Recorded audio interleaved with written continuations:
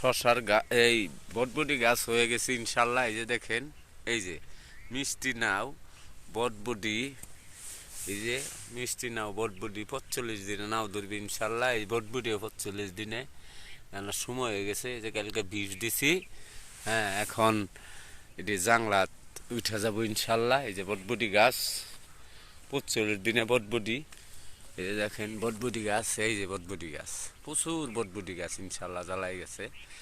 এই গাছগুলিরে জাংলাত তুলে দিব ইনশাল্লাহ, আল্লাহর রহমতে সব জাংলাত তুলে দেব ইনশাল্লাহ।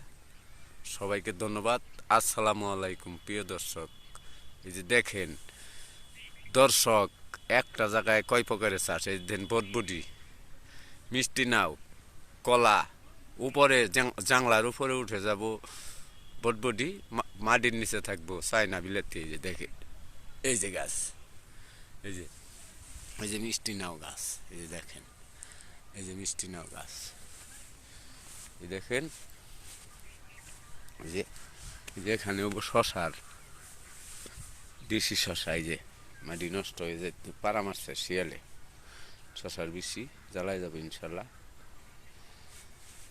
এই যে শশা বেশি, এই যে মিষ্টি নাও, এই যে দেখেন, আর এটা হলো শশা, এই যে শশা, এখানে শশা করবো ইনশাল্লাহ।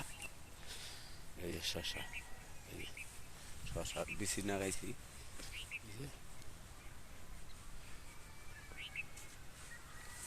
শশা বেশি নাগা নিয়েছে, জ্বালাবো ইনশাল্লাহ।